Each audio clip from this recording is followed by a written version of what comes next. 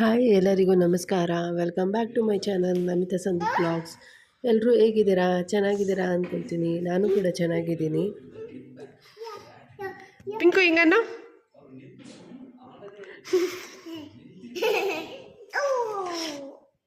ಹಿಂಗನ್ನ ಎರಡು ಕೈ ಇನ್ನೊಂದು ಕೈ. ನ್ಯೂ ಇಯರ್ ನೈಟು ವ್ಲಾಗ್ನ ಸ್ಟಾರ್ಟ್ ಮಾಡ್ತಾ ಇದ್ದೀನಿ. ಎಲ್ಲರಿಗೂ ಹೊಸ ವರ್ಷದ ಶುಭಾಶಯಗಳು. ಎಲ್ಲರಿಗೂ ದೇವರು ಆಯುಷ ಆರೋಗ್ಯ ಕೊಟ್ಟು ಕಾಪಾಡಲಿ ಅಂತ ಕೇಳ್ಕೊತೀನಿ. ಏನೇನು ಅಂದ್ಕೊಂಡಿದ್ದೀರಾ ಎಲ್ಲ ಈ ವರ್ಷ ನೆರವೇರಲಿ ಅಂತ ಕೇಳ್ಕೊತೀನಿ. ಕೇಕ್ ಬಂದು ನಾನೇ ಮಾಡಿದ್ದು ಮನೇಲಿ. ಮೈದಾ ಯೂಸ್ ಮಾಡ್ದಿರಾ, ಎಗ್ ಯೂಸ್ ಮಾಡ್ದಿರಾ ಕೇಕ್ ಮಾಡಿದ್ದು. ಈವನ್ ಸಕ್ಕರೆ ಕೂಡ ಯೂಸ್ ಮಾಡಿಲ್ಲ, ನಾನು ಬೆಲ್ಲ ಹಾಕಿ ನಾನು ಕೇಕ್ ಮಾಡಿದ್ದೀನಿ. ರೆಸಿಪಿನ ನಾನು ಶೂಟ್ ಮಾಡಿಲ್ಲ. ಕೇಕ್ ಮಾಡೋದು ತುಂಬ ಈಸಿ. ಹೊರ್ಗಡೆ ಕ್ರೀಮ್ ಹಾಕಿರೋದು ಅನ್ಹೆಲ್ತಿ ಕೇಕ್ ಮಾಡೋದಕ್ಕಿಂತ ಮನೆಯಲ್ಲೇ ಮಾಡ್ಕೊಂಡು ತಿನ್ನೋದು ಬೆಟರು.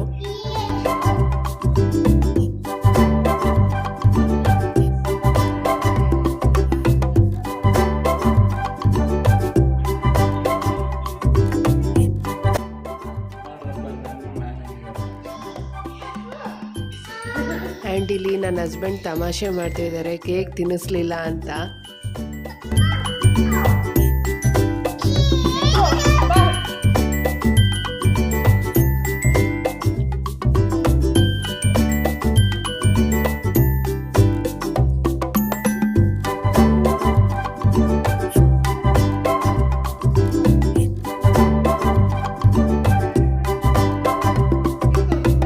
ನನ್ನ ಮಗಳಂತೂ ಡೈಲಿ ಕೇಳ್ತಿರ್ತಾಳೆ ಕೇಕ್ ಮಾಡ್ಕೊಡಮ್ಮ, ಕೇಕ್ ಮಾಡಿಕೊಡು ಅಂತ.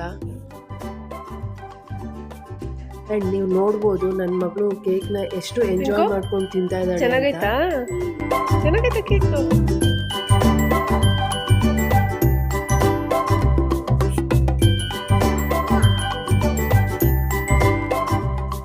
ಆ್ಯಂಡ್ ನೆಕ್ಸ್ಟ್ ಡೇ ನಾನು ವ್ಲಾಗ್ನ ಕಂಟಿನ್ಯೂ ಮಾಡ್ತಾ ಇದ್ದೀನಿ. ಈವ್ನಿಂಗ್ ನಾನು ಸ್ವೀಟ್ ಏನಾದರೂ ಮಾಡೋಣ ಅಂದ್ಕೊಂಡೆ. ಸರಿ ಇವರು ಕ್ಯಾರೆಟ್ ಹಲ್ವಾನೇ ಮಾಡು ಅಂತ ಹೇಳಿದ್ರು.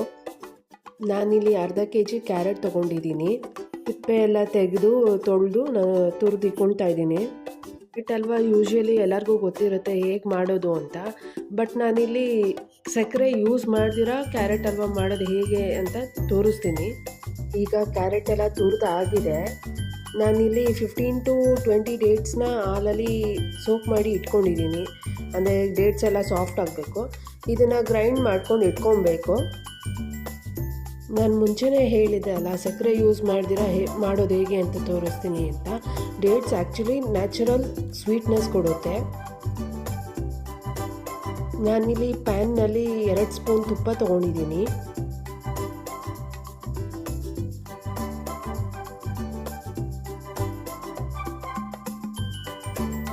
ಈಗ ತುಪ್ಪ ಬಿಸಿ ಆದಮೇಲೆ ತುರಿದಿರೋ ಕ್ಯಾರೆಟ್ ಎಲ್ಲ ಹಾಕೊಳ್ಳೋಣ. ಮೀಡಿಯಮ್ ಫ್ಲೇಮ್ನಲ್ಲೇ ಕ್ಯಾರೆಟ್ನ ಚೆನ್ನಾಗಿ ಹುರ್ಕೊಬೇಕು. ಕಂಟಿನ್ಯೂಸ್ ಆಗಿ ಹುರ್ಕೊಬೇಕು, ಅಂದರೆ ಸಿಗುತ್ತೆ. ಕೈ ಬಿಡ್ದಂಗೆ ಕಂಟಿನ್ಯೂಸ್ ಹುರ್ಕೊಬೇಕು. ಕ್ಯಾರೆಟ್ ಎಲ್ಲ ಸಾಫ್ಟ್ ಆಗಬೇಕು.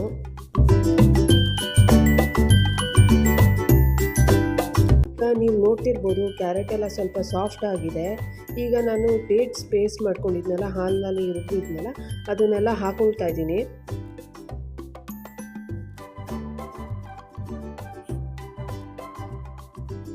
ಈಗ ಚೆನ್ನಾಗಿ ಮಿಕ್ಸ್ ಮಾಡ್ಕೊಳ್ಳೋಣ. ಕ್ಯಾರೆಟ್ ಇದರಲ್ಲಿ ಚೆನ್ನಾಗಿ ಹುರಿಬೇಕು.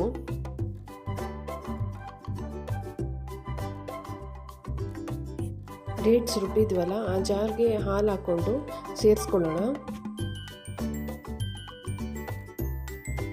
ಕ್ಯಾರೆಟು ಕಂಪ್ಲೀಟಾಗಿ ಸಾಫ್ಟ್ ಆಗೋ ತನಕ ಕುಕ್ ಮಾಡ್ಕೊಳ್ಳೋಣ. ಅಂದರೆ ಕ್ಯಾರೆಟು ಕಂಪ್ಲೀಟಾಗಿ ಡ್ರೈ ಆಗಬೇಕು, ಅಲ್ಲಿ ತನಕ ಕುಕ್ ಮಾಡ್ಕೊಬೇಕು. ಇಲ್ಲಿ ನಾನು 2 ಸ್ಪೂನ್ ತುಪ್ಪ ಹಾಕ್ಕೊಂಡು ಬಾದಾಮಿನ ಚಿಕ್ಕ ಚಿಕ್ಕದಾಗಿ ಕಟ್ ಮಾಡಿದ್ದೀನಿ. ಅದನ್ನು ಚೆನ್ನಾಗಿ ಫ್ರೈ ಮಾಡ್ಕೊಂಡು ಇದಕ್ಕೆ ಸೇರಿಸ್ಕೊತಾ ಇದ್ದೀನಿ. ನೀವು ಬೇಕಿದ್ರೆ ಗೋಡಂಬಿ ದ್ರಾಕ್ಷಿ ಕೂಡ ಸೇರಿಸ್ಕೋಬೋದು.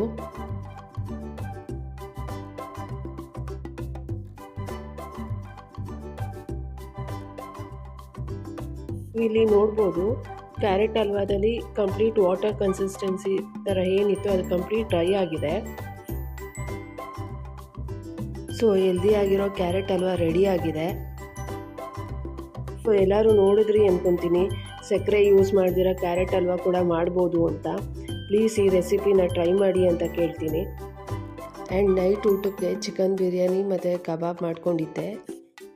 ವಿಡಿಯೋ ಇಷ್ಟ ಆದರೆ ಪ್ಲೀಸ್ ಲೈಕ್ ಮಾಡಿ. Thank you all.